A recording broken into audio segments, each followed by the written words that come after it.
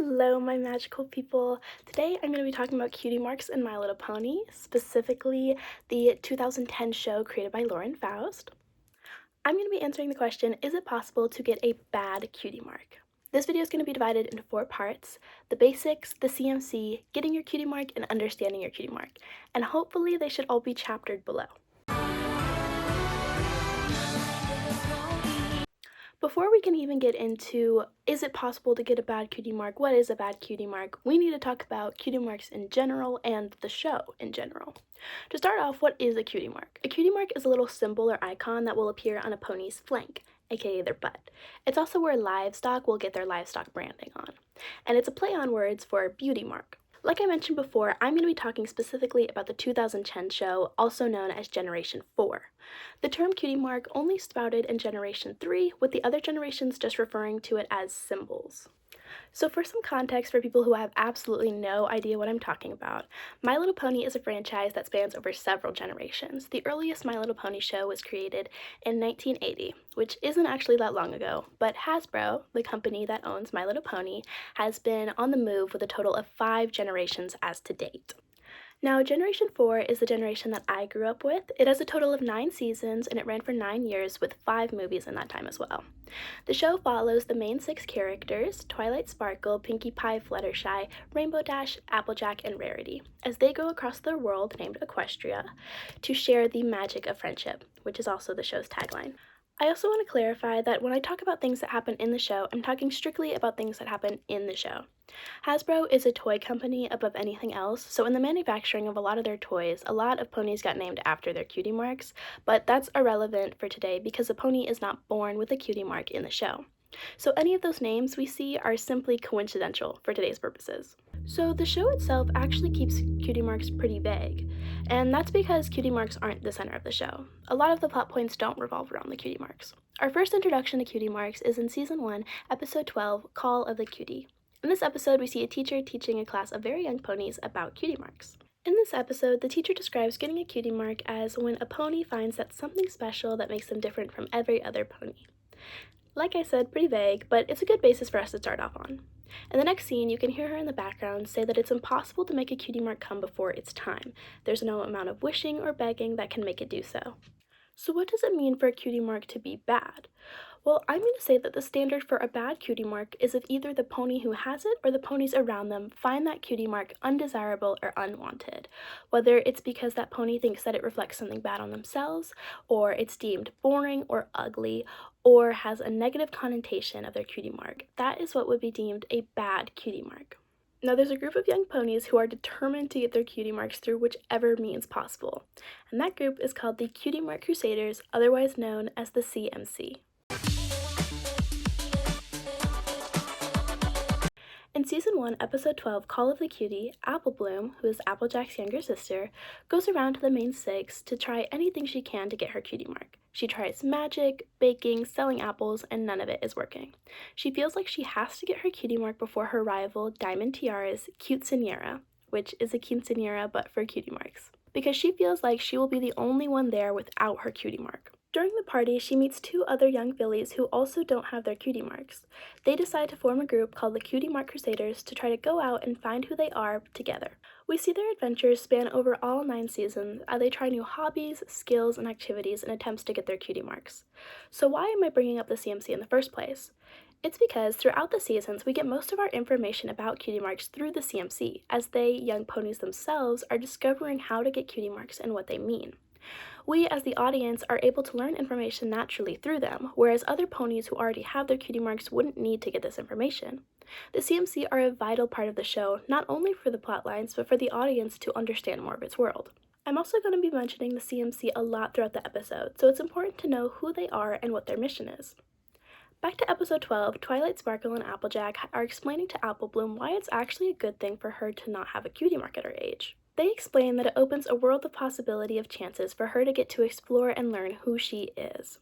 This is a very important quote for us because Twilight Sparkle is flat out saying that a cutie mark is not a job, which is a common misconception between both ponies and people who watch the show. Because a cutie mark is not a job, it is not your destiny, it is a reflection of who you are, and we see this proven time and time again in the show, despite a lot of people and ponies thinking that it's still possible to get a bad cutie mark. But how could that be? How could ponies themselves not understand that it's not possible to get a bad cutie mark?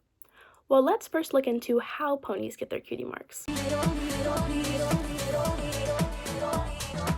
In Season 1, Episode 23, we see as the CMC go up to each one of the main 6 and ask how they themselves got their cutie marks. I'm going to briefly give the explanation because I feel like it's important to learn their stories. Starting off with Applejack, who when she was a young filly recently lost her parents and then moved in with her aunt and uncle in the big city as a way to escape her life. However, when she's in the big city, she realizes that she doesn't fit in here. She doesn't like their fancy food, their dinner conversations, it's nothing appealing to her. When she looks out of her hotel window, she sees a rainbow leading right back to her home on the farm. She walks all the way there and reunites with her family, and once she does, she gets her cutie mark. For Fluttershy, she's watching a race between Pegasus in the sky when she falls off a cloud and lands into a forest of woodland creatures. She connects with all of them and is super nice when all of a sudden a giant rainbow explosion happens and scares away all the critters. But slowly, one by one, she lures each one of them out into comfort and safety. It is then that she realizes that she's able to communicate with animals, and she gets her cutie mark. When Rarity is younger and hosting a school play, she is in charge of the costume designing. However, everything she's doing isn't working for her. None of it feels right. One day her horn glows and leads her to a giant cliff with a huge boulder. She's super frustrated. She spent days following her horn and it's just leading to a giant rock. She's wasted all that time that she could have been working on her costumes.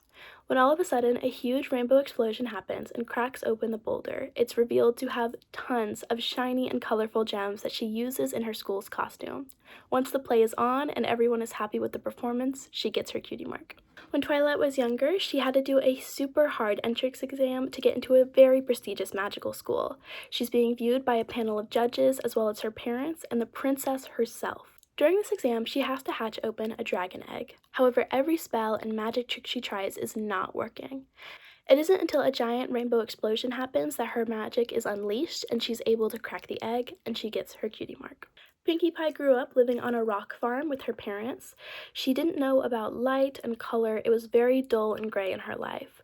When a giant rainbow explosion happened, a huge array of colors exploded across the sky, and she felt in her soul that she wanted to share what she saw, this magical gift, with everyone. So she created a huge party for her family, and once everybody got into it and started dancing, she was able to get her cutie mark.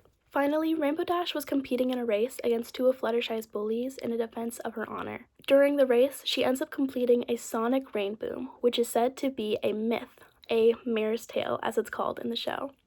And she's able to complete it and finish and beat the race. She gets her cutie mark. In each pony story describing how they got their cutie mark, they explain how they had to go over some sort of trial or tribulation before they were able to get it. Whether it was something small or big, they had to go outside of their comfort zone to make themselves and the ponies around them happy. Only then did they themselves get their cutie marks.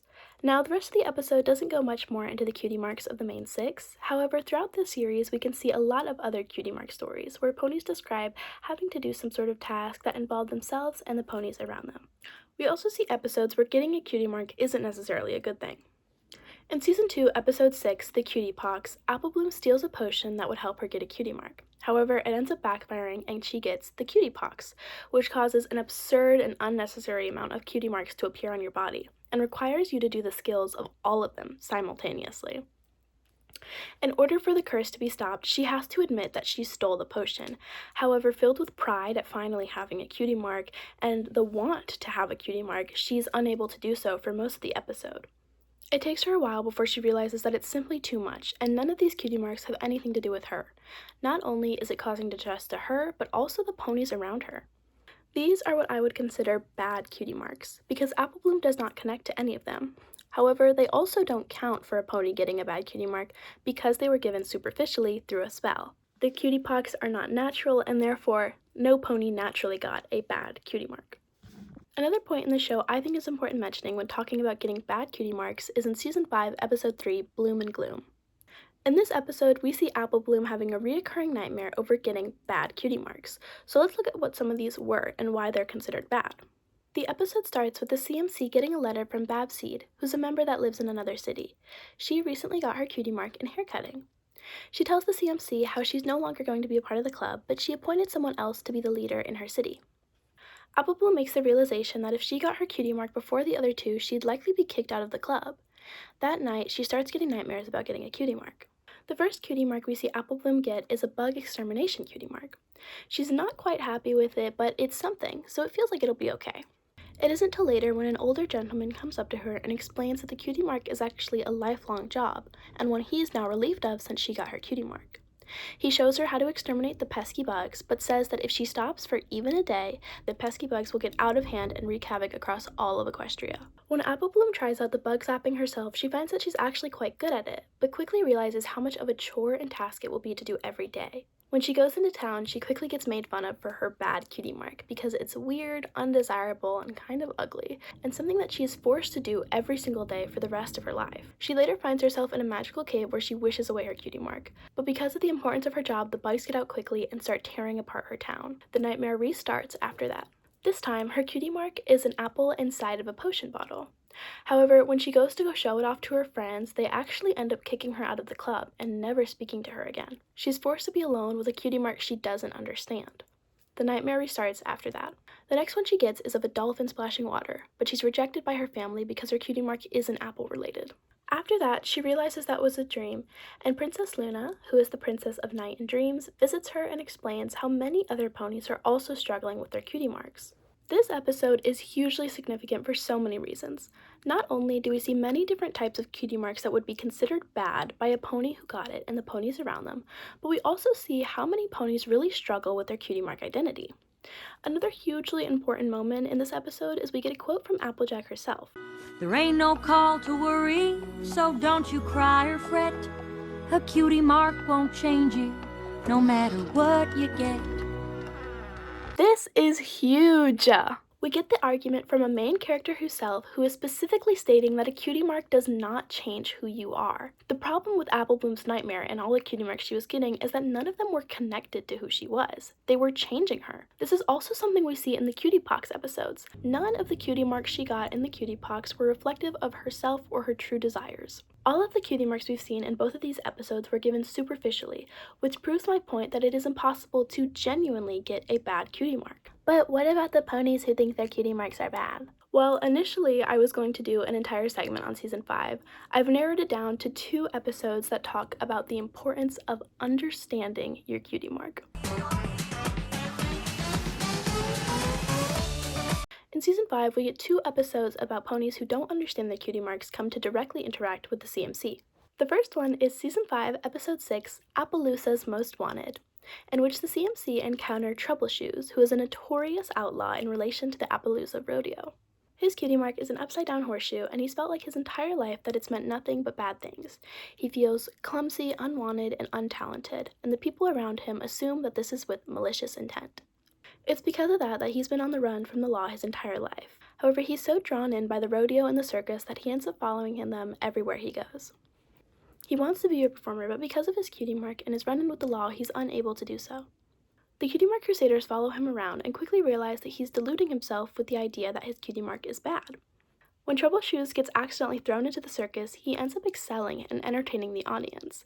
The CMC realized that his cutie mark doesn't symbolize bad luck or clumsiness, it symbolizes performance. They tell Troubleshoes that he's not someone who is unworthy to be in the circus. He is a performer, and that's what his cutie mark has meant this entire time. But because of Troubleshoes' negative connotation on his cutie mark, he's never put himself in the spotlight. Once he reconciles with his cutie mark and is able to join the circus, he finds himself happier than ever.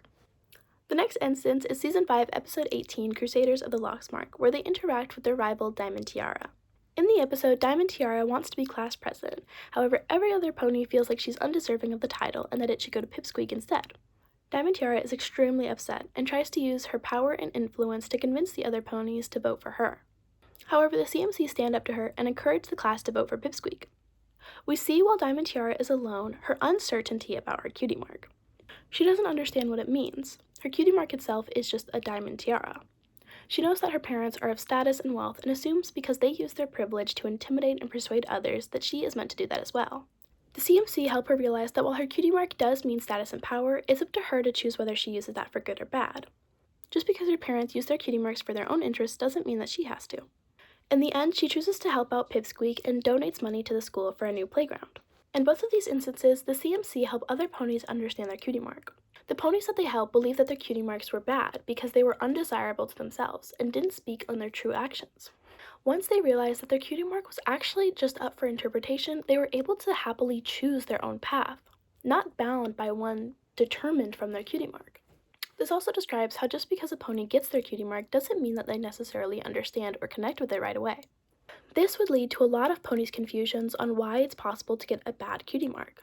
But we as the audience see throughout the show and understand that cutie marks are not inherently bad, they are simply a reflection of the character of the pony. But what about bad ponies? Wouldn't their cutie marks be bad? No. And I'm saying no because in my initial statement about what makes up a bad cutie mark, I said that the pony who has the cutie mark or the other ponies around them find that cutie mark undesirable or unwanted. Bad ponies don't hate their cutie marks. Their cutie marks are a reflection of them, and if it connects and aligns with them, whether that's good or bad, then they connect and align with their cutie mark. Now the last thing I'm going to talk about is the final episode of Season 3, Magical Mystery Cure. We see what happens when ponies' cutie marks get swapped. I want to mention this episode because it brings up a really good point about what happens when a pony's cutie marks don't match who they are. In this episode, a spell gets cast across the main 6, excluding Twilight, that swaps all of their cutie marks. When Twilight goes out the next day, her world is completely turned upside down. Rarity, who is a unicorn interested in fashion, is now controlling the weather, and Pinkie Pie, who is a party pony, is now in charge of the apple farm, and so on and so forth. But what we notice is that every single pony that Twilight interacts with whose cutie mark got swapped is extremely unhappy with their life. They aren't satisfied, they're constantly stressed because their cutie marks don't match who they are. For instance, because Rarity now has Rainbow Dash's cutie mark, she's expected to do something with the weather, and though she tries controlling it with her magic, it's simply not working out. She doesn't feel connected to the hobby that's supposed to bring happiness to both her and the ponies around her.